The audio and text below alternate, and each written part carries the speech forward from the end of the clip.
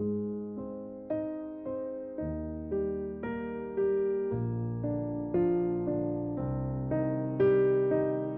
savez, il n'y a pas 36 choses qui nous ont marquées quand on était môme. Alors il y en a certaines assez basiques et universelles, qui reviennent souvent comme Harry Potter, Le Seigneur des Anneaux ou encore Star Wars. Mais il y a toujours quelque chose de moins commun, de plus intime, et qui nous touche au plus profond de nous-mêmes. Pour ma part, il y a eu How I Met Your Mother. C'est l'histoire de Ted qui raconte à ses enfants comment il a rencontré leur mère. Alors ça peut paraître con, mais ils savent tellement y faire. Lily, Marshall, les autres personnages, on apprend à les connaître. On les apprécie, et on finit même par rire aux blagues de Barney le pervers. Je suis né en 1996. Donc quand la série s'est terminée en 2014, je venais juste de fêter mes 18 ans. Et je me suis tellement identifié à Ted durant mon adolescence que pendant tout mon collège, j'étais sûr de vouloir faire de l'architecture quand je serais grand. Et comme Ted, j'ai envie d'être vieux. Enfin vieux, c'est relatif. Je veux dire que j'aimerais avoir 40 ans. Parce que ça veut dire que j'aurai sûrement une femme, un boulot stable et des enfants. Que tout ce qui me fait peur aujourd'hui, ce serait derrière moi. Plus rien, que du néant.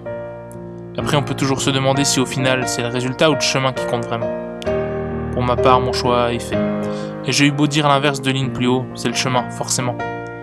Parce que sans lui, j'aurais juste eu que la finalité, pas les obstacles, les réussites, les échecs, et les joies qu'apportent les choix que l'on prend. Ted finit aussi par comprendre ça dans la série, mais je dis pas que c'est le bon choix, franchement. Je suis juste un gars lambda qui vous partage ce que j'ai appris devant une série, concrètement. J'ai grandi en suivant les histoires de Ted, la chèvre, l'ananas, tous les mariages différents. Mais j'aurais jamais pensé qu'une sitcom, une série de comédie qui a duré 9 ans, aurait un tel écho sur la vie que je mène maintenant. Ce qu'il y a d'original avec celle-là, c'est que l'histoire au final n'est pas si importante. Mais c'est plutôt les personnages qui nous animent et leur amitié est si absorbante. Et c'est incroyable aujourd'hui de voir combien de fois j'ai revisionné chaque épisode de cette histoire, si réconfortante. Elle est pleine d'amour, de tristesse, de rire, de chagrin, de mélancolie, mais surtout de nostalgie. Comme Ted, j'ai longtemps cru que j'étais destiné à finir avec ma meilleure amie. Je disais à mes potes, les gars, j'ai le sentiment que c'est elle, que c'est ma Robin, comme si c'était fini. Aujourd'hui, on se voit toujours tous les deux, mais ça a toujours été de l'amitié, je l'ai juste admis. Tout ça pour vous montrer à quel point l'histoire a déteint sur moi à un point qui s'apparenterait limite à de la magie. Au final, si Ted m'aura appris quelque chose pendant ces 9 saisons, c'est qu'on ne doit jamais rien lâcher. On pense être tellement paumé des fois, alors qu'on est tout près de trouver ce qu'on a si longtemps cherché. Que tous les choix qu'on fait nous mènent au final vers une seule personne qui nous est destinée. Que parfois, la vie, sans aucune raison valable, peut décider de nous l'arracher.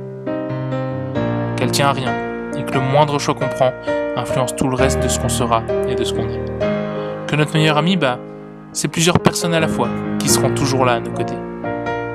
Qu'elle finira toujours par nous éloigner, mais qu'on sera toujours ensemble pour les moments importants.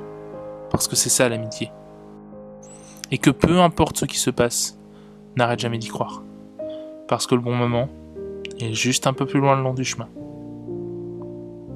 Vous savez, il n'y a pas 36 choses qui nous ont marquées quand on était môme. Pour ma part, c'est Ted. Et grâce à lui, je ne cesserai jamais de chercher ma fille au parapluie jaune.